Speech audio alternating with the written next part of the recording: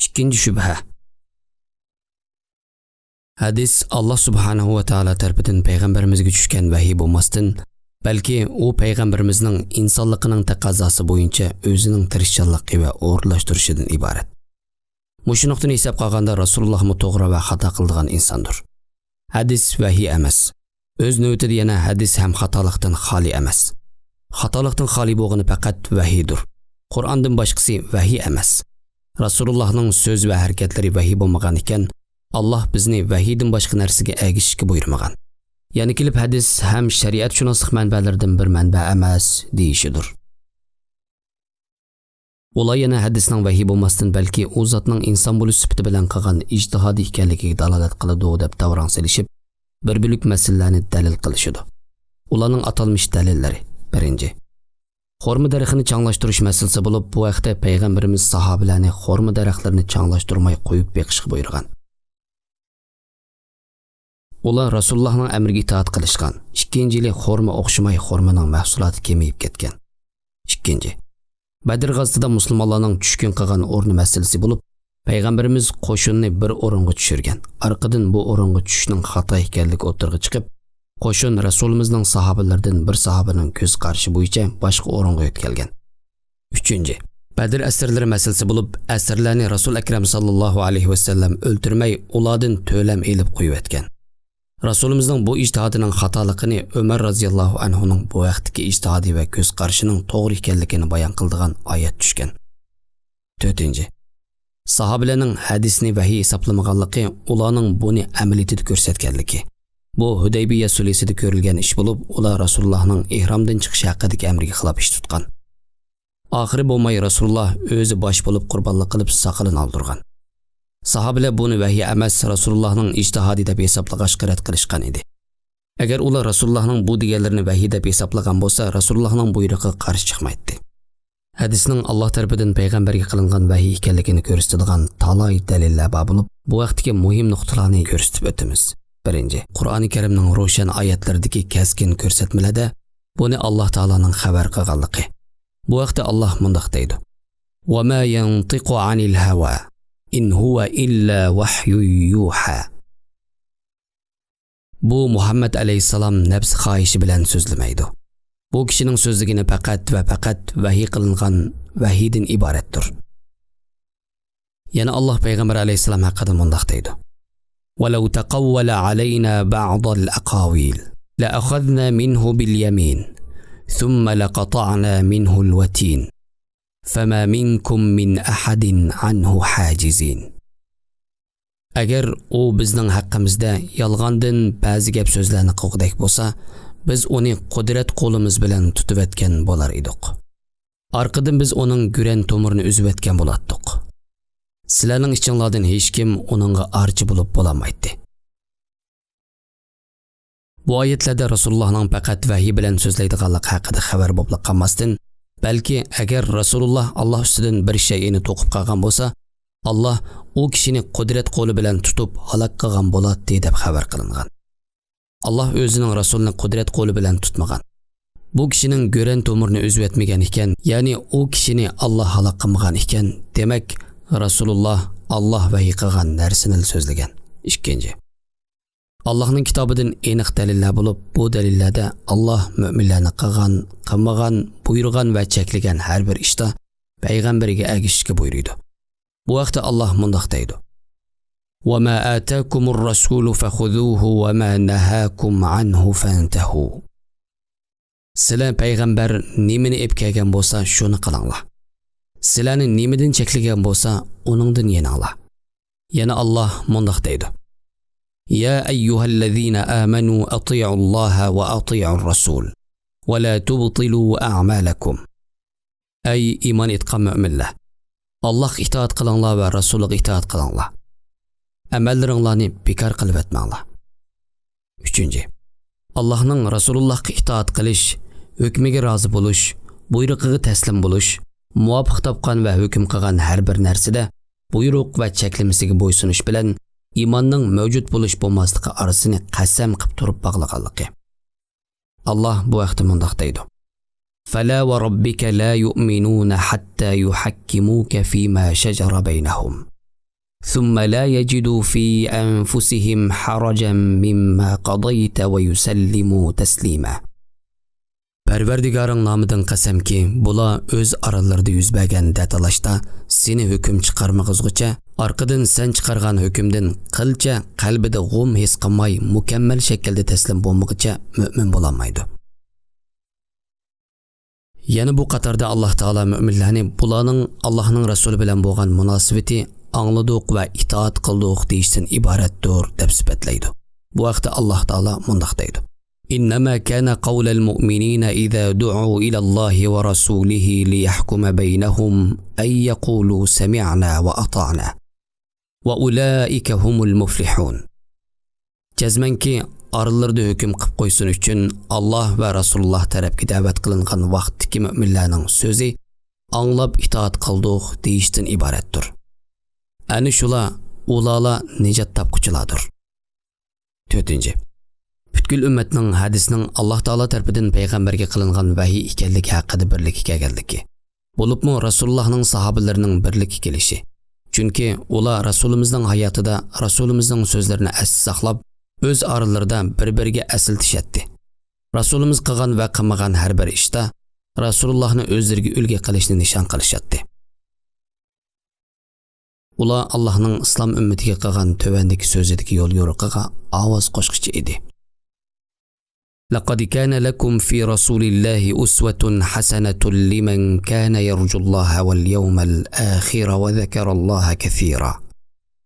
Sizlarga Allohning payg'ambarida bir yaxshi ulgilik ruh bordir. Allohni va oxirat kuniga uchrashni umid qilgan, Allohni ko'p aslagan odamlar uchun yaxshi bir ulgilik ruh bordir. Sahobalar ichida xat savodi bola hadisni ayrim shaklda o'ziga xos qilib yozib olgan edi. Rasulullah'ның bir bölük sahabeleri var bulup, ular Rasulullah'ның hayatidimi Rasulullah'ның iş izlerini özleri atayeten hatırlab alattı. Rasulullah'ның hayatıdan keyin bolsa, mesele sahabelerning huzurlarına sunulduğan idi. Ular meselenin hükmünü Kur'an'dan izleydi. Kur'an'da tapamsa hadis şeriften izleydi. Ve bu mesele hakkında hadis tikagini boyunca hüküm çıkardığan idi. Bəzilə, mən sizlərdən Allah'ını tilq elib durub, Allah'ның namı bilan sorayman. Sizlərning içinlarda Rasulullah'dan bu məsələ haqqında bir narsa anlığanlar barmı deb soraydı. Əgər sahabelərə Rasulullah'ның sahabelərinin birərsinin tili arqalıq Rasulullah'ның hükmü kəsə, ular dərhal şu hükümni tətbiqlaş və onu qo'llanish qaldıraydı. Mana bu məsələ bizga aniq şəkildə şunu əsiltidir ki, hadismi Allah'ның huzuridan kelgan vahiydir. Biz bu meseleni yuqorida so'zlab o'tilgan hadisning dalil ekanligi haqidagi izlanishimizda takrorlab o'ltirmasaqmi bo'g'idek darajada bayon qilib o'tdik. Hadis sharifning vahiy emasligi haqidagi dalil deb da'vo qilib, ular o'ttirib qo'ygan so'zlarga kelsak, botilligi ochiq oshkor so'z. Biz botilligi ochiq oshkor bo'lsa-mu, bularning davringini tubdan bitchit qilish yuzidan raddiya berib o'tamiz. 1. Bularning botil davronlarining beshi xorma darixini changlashtirish masalasi. Xorma darixini changlashtirmoq tajriba va kasbga munosabatli ish bo'lib, uning vahiy bilan yiroqdan yo yaqindan hech qanday aloqasi yo'q. İnsanlarning yashash uslubi va oddiy turmushining asosiy bo'lgan masalalar halol harom, mubah bo'lish qatorliqlarga aloqador bo'lmagan ahvolda uning vahiy bilan qilcha aloqasi yo'q bo'lib, bu turli ishlar bilan qanday shug'ullanish va qanday bejirish masalasi odamlar o'rgangan va odatlanganlari bo'yicha shug'ullanadigan tajriba va kasb doirasidagi masaladir. Rasulullah'ның xormani changlashtirish masalasi haqida oldin ola tajribasi yo'q bo'lib, u zot kishilarning xorma changlashtirayotganligini ko'rib, ularga deganki, qo'yib bergan bo'lsanglar obdan bo'larmikin. Rasululloh bu so'zni savol shaklida yoki tajribasizlik ustiga qurilgan taklif shaklida o'tirib qo'ygan. Bu so'zning mayli buyruq jihatda bo'lsin yoki cheklash jihatda bo'lsin, shariat shunoslik bilan hech qanday aloqasi yo'q edi. Shunlashqa sahobalar xormani changlashtirishni tarq qilishganida xorma obdan o'xshamagan.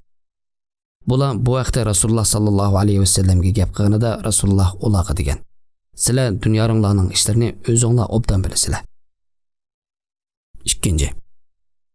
Badr g'azotida musulmon armiyasini o'rlashtirgan o'rin haqida o'ttirib qo'yilgan masalaga kelsak, bu masala Rasululloh o'zi muvofiq topgan ko'z qarashga asosan bo'lgan. Vahiy orqali bo'lgan ish emaski, gap ketmaydigan darajada ro'shan.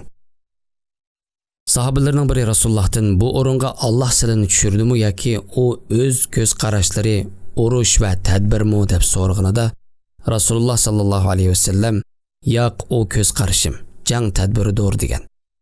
Sahabeler Rasulullah'a bunundan obdan bir o'rin haqida maslahat berganida Rasululloh u joyga ko'chib borgan. Bu o'rinlashtirish masalasining vahiy orqali bo'lmaganligi Rasulullohning so'zidan hammaga aydin.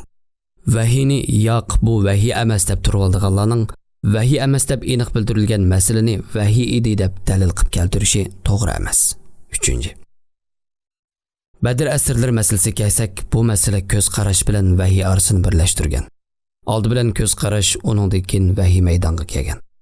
Badr jangidagi asrlar masalasi bizga boshqa shariat masalalarining nurg'unida tepilmasligi mumkin bo'lgan bir muhim masalani aydinlashtirib berdi. Rasululloh Badr asrlari masalasida ko'z qarashi bo'yicha ish tutgan.